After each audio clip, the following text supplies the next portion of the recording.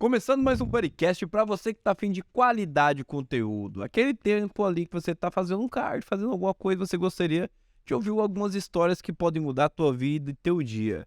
Hoje estou trazendo aqui uma atleta pró com uma história absurda que vale a pena esses 40 minutos que vai ficar ouvindo a gente, viu? Carol, seja muito bem-vinda, que prazer te ter aqui, mulher. Tô muito feliz, né? Primeiramente, né? Não sei qual horário que vocês estão vendo. Boa tarde, bom dia, boa noite. Mas eu sou a Carol Alves, atleta profissional da categoria Women's Physique, que é uma categoria que muitos ainda confundem com bodybuilding, mas é um meio termo entre figure e o bodybuilding. E aí eu tento sempre explicar sempre ao máximo sobre o meu físico para as pessoas e tô bem contente porque é a alegria da minha vida ser uma atleta. Poxa, que legal. Inclusive, Mário, a gente consegue colocar algumas fotos?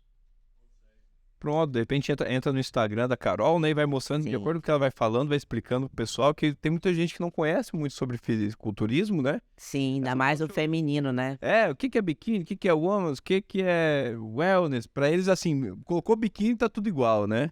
É, até hoje, realmente, até quando eu chego em outros países que são de língua até latina, né, aí as pessoas me veem: "Wellness?", tipo, não fala a categoria. Talvez por ser o meio termo, como fala que tem uma muscularidade, não fala biquíni, né, fala wellness. Então é sempre engraçado você explicar a categoria que você faz parte. Cara, a gente vai falar sobre isso daqui a pouco. Agora, antes da gente entrar na categoria, vamos falar um pouco do ser humano, né? Ah, com Quem é a certeza. Carol? De onde a Carol saiu? Como é a história da Carol? Bom, a minha história é uma superação atrás da outra, mas na verdade, a musculação sempre esteve na minha vida. Eu comecei a treinar muito cedo, né, sempre fui muito envolvida com esportes em si. Eu não me lembro de nunca ter tido uma roupa que eu não tivesse deixado de usar por causa de um físico. Eu nunca tive complexo com o meu corpo, eu comecei a treinar porque era gordo ou magra demais. Eu fazia atividade física porque para mim sempre foi muito prazeroso. Então, se tornar atleta ou focar um pouco mais nunca foi tão doloroso. E então sempre fez parte da minha vida essa rotina de treino, de dieta. Para mim isso é normal. Então, não houve uma transformação. Houve uma transformação de ter um pouco mais de foco, mas sempre a atividade física, o esporte esteve na minha vida. E Que então, como eu posso te dizer, eu não tive esse complexo, essa fase de adolescente, que era gordinho, que era, ou magra demais. Eu sempre tive muscularidade, então não me lembro de algo que eu tenha deixado de fazer por causa de físico, de corpo. Poxa, que legal. Hoje tu tá com quantos Eu anos? tenho um quarentão, completei agora em março. Caraca, 40. 40. Quantos anos aí envolvida com educação física, com esporte? Bom, como eu falei nos bastidores aqui, eu treino desde 13, aí comecei a fazer musculação pesada mesmo a partir dos 18, né, que a gente começa a realmente ter uma noção um pouco maior, né, do que é treino, enfim. E eu já comecei trabalhando na área, porque como eu era personal trainer, como eu te falei, na verdade, antes de formação, né, de ter o CREF, eu já atuava como professora de ginástica. E aí, consequentemente, me tornar uma personal trainer foi, gradual, né. Com a formação acadêmica, consegui tirar meu registro e já comecei trabalhando na área direto. Mas como professora de educação física, eu trabalho desde 19 anos, basicamente mais de 20 anos de carreira dentro de uma academia. Cara, que legal. E conta pra gente agora, a gente vai entrar no bloquinho do fisiculturismo. Bom, muitas pessoas que estão aqui nos ouvindo hoje, elas conhecem muito pouco sobre o fisiculturismo feminino, né, e principalmente dos ícones, o que que é um pró, em que momento que a pessoa vira pró. A tua primeira competição foi com quantos anos, Carol? Eu competi com 33, né, antigamente, há uns 7 anos atrás, que quando eu comecei, só existia a Federação IFBB, então só tinha um campeonato brasileiro, que era o principal, no qual iriam todos os atletas que eram os maiores do Brasil. Tinha as seletivas nas cidades, né, Manaus, Brasília, enfim, nas capitais mais, com o esporte mais propagado. Aí as 3 melhores, ou os 2 melhores de cada categoria iam para o nacional que acontecia em São Paulo, sempre na época de julho. Então, eu fiz a seletiva no meu estado, me classifiquei e fui para primeiro nacional, competi com 30 pessoas, né, uma por cidade, né, das regiões do país. E dessa minha primeira competição, eu fiquei em 6º lugar. Inclusive, meu primeiro treinador, para quem não sabe, foi o Leandro Portela, que esteve aqui há pouco Oi. tempo. Foi, tipo, engraçado. Essa história eu vou mudar um pouquinho. Eu acho que todo mundo já passou por essa fase, né? Pelo menos quem é jovem, quem é solteiro, quer estar no rolê. Eu gostava muito de festa, de estar em rolê, então eu sempre fazia aquelas projetinho verão. Então era o projetinho Réveillon, projetinho Carnaval. Então eu já tinha vindo de um projetinho desse bem sucedido, tava com shape bom. E daí, essa foto aí é da última competição que tava na Romênia, que eu já conto essa história aí também, que tem pano pra manga aí, gente, bastante. Aí, moral da história, quando eu cheguei no Arnold como para fazer um curso, né, que sempre houve Arnold Classic Brasil e vinham palestras, até hoje tem bastante circuito de palestra e eu era profissional da área de educação física, estava inscrita nos cursos, eu sempre procurei muita especialização, sempre procurei estar com os melhores referência nacional, porque apesar de eu não ser um atleta, eu queria ser uma excelente professora. Então, ter conhecimento nunca é demais. E então, eu peguei e no Arnold todo mundo: "Você vai subir? Você vai competir?" Eu: "Como assim? Eu tô, tipo, normal pra minha cabeça, né". E daí o Leandro também tinha ido fazer um curso no Arnold, eu não sei se era a mesma palestra que eu. Aí ele era meu amigo na época, hoje ainda somos amigos, né, mas éramos mais próximos. Ele: "Carol, o que que você não prepara? Vamos se preparar, eu vou ser seu treinador". A competição era abril, maio, junho.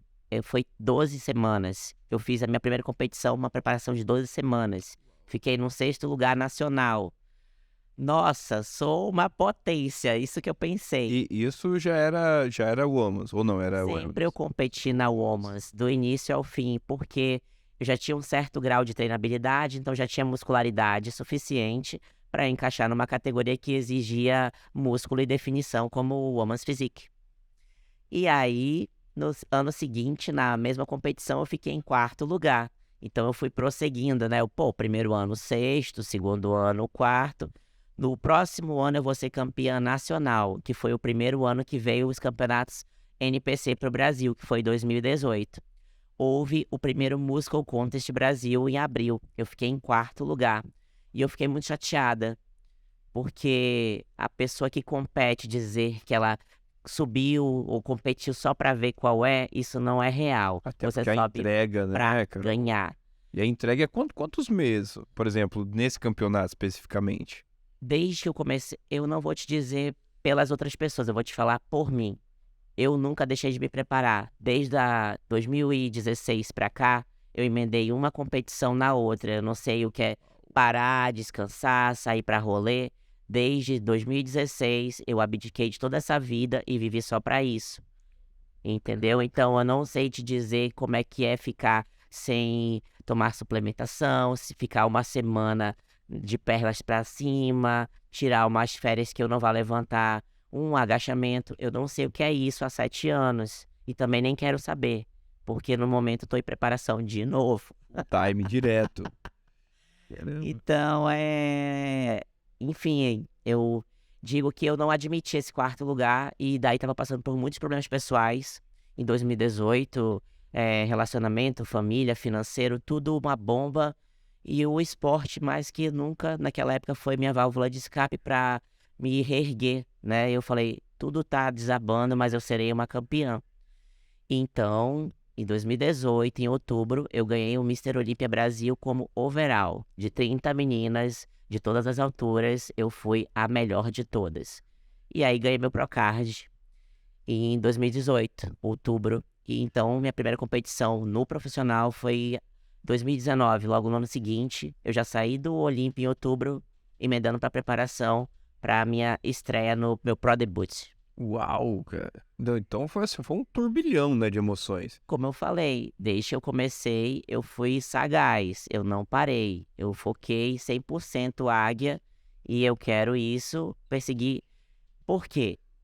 Se eu cheguei onde cheguei, por que não Olímpia? Eu falei: a minha meta sempre vai ser Olímpia, então eu não vou subir nenhuma vez para brincar, só para Olímpia. E Conta um pouco pra gente qual foi a competição mais escrota, mais difícil. Fala assim, nossa, essa aqui foi um perrengue desgramado. Todas as competições nacionais, elas são mais tranquilas por serem no seu país, a mesma língua, uma viagem mais curta. Então, todas as competições profissionais, elas exigem uma viagem internacional, um pouco mais de custos financeiros. Enfim, é o que eu te digo, não depende só do atleta, do shape insano, depende muito do financeiro. Então, sempre quando eu estou com um orçamento muito apertado, é uma realidade que eu não gosto de passar, até porque você também se acostuma com as dificuldades. E eu não quero me acostumar com dificuldade. Por que que eu não posso ter merecimento por coisas boas, me preparar tranquilamente? Então, também estou tentando reverter isso na minha mente, porque eu me acostumei com o A perrengue. gente se acostumou com o perrengue. E aí o perrengue acaba se tornando normal, mas alta performance perrengue não é normal. Então eu tô tentando também limpar isso da minha mente e deixar as coisas um pouco mais suaves, porque nem tudo tem que ser tão sofrível. Então você fala qual é a competição que foi mais perrengue?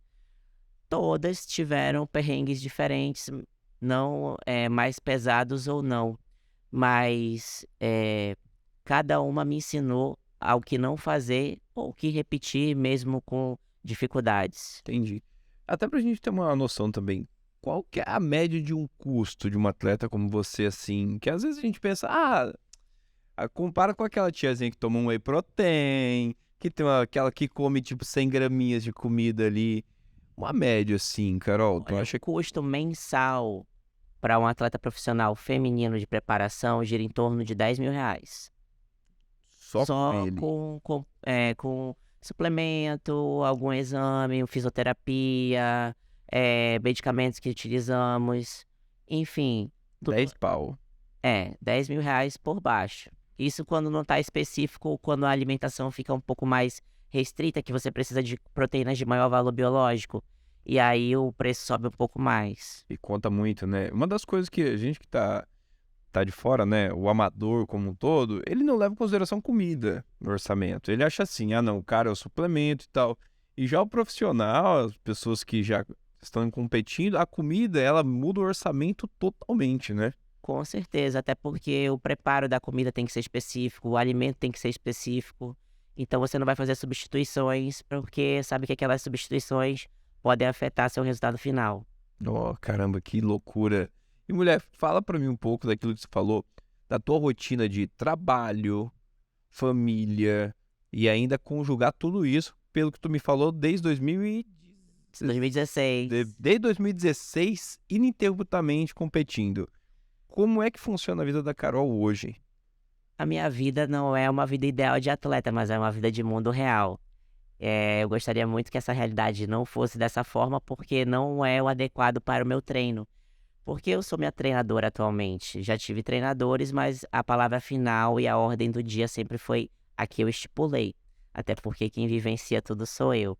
A minha rotina, ela é totalmente, como eu posso dizer, anti-atleta. Porque eu durmo pouco, trabalho muito e às vezes pulo refeições.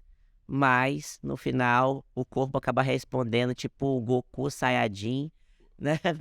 Ele se transforma e aí na dificuldade também evolui.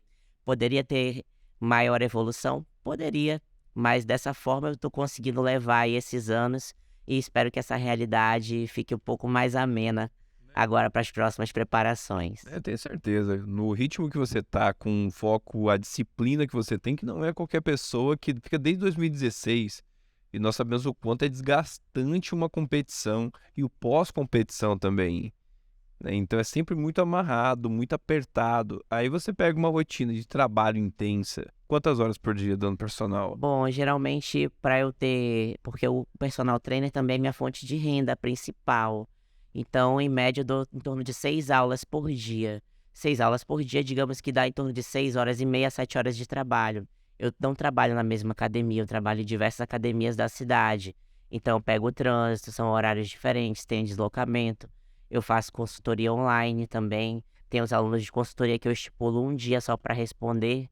Porque se eu estipular para todos os dias respondê-los, eu não conseguirei dar conta também da minha rotina como atleta, que de treino sempre inclui o cardio em jejum, um treino específico de grupamentos maiores na hora do almoço e um treino de um grupo secundário, sinergista à noite e mais um cardio. Então, meu treino por dia ele ocupa em torno de 4 a 5 horas, com mais 6 horas de carga horária de trabalho, só aí foram 11. E mais 2 horas de trânsito e tudo mais, aí durmo o quê? 5 horas, 4 horas por dia. Uau.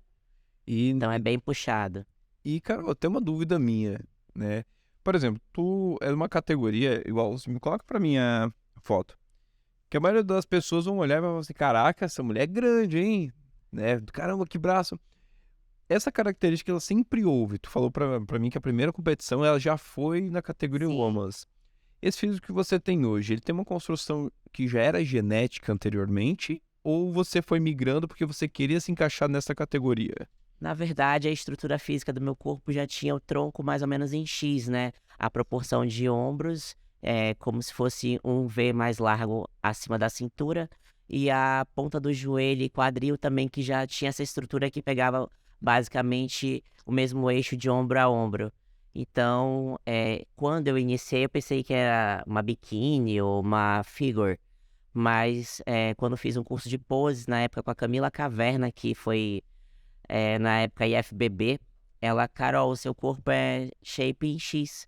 Você é uma woman's physique, você terá que aprender 8 poses compulsórias, não quarto de Olha isso. voltas". E aí acabou que na época foi um impacto inicial: "Nossa, eu nunca competi, já você é uma woman's". E aí encarnei, aprendi as poses e hoje em dia não me imagino fazendo outra categoria. E é incrível porque, assim, é diferente de uma wellness, né? Olha, se a gente olhar aqui, a definição de corpo inteiro. Sim, você tem que ter simetria muscular de muscularidade superior e inferior. Os ventres musculares, eles têm que ser arredondados. Eles não podem ser planos. Eles têm que ter fibras e cortes profundos, mas com ventres arredondados. O bodybuilding já é diferente. Os ventres musculares têm que ser bem arredondados com maior capacidade de volume superior e inferior. Não tanto fibras, é mais volume. E pelo que eu percebi, tu também estuda pra caramba, né? Eu Porque, sou assim, formada, pós-graduada, iniciei o mestrado, mas não finalizei devido realmente à falta de tempo, que teria que me dedicar um pouco mais ao mestrado, talvez até viajar para uma outra cidade ou um outro país para poder dar continuidade e teria que realmente cessar as preparações.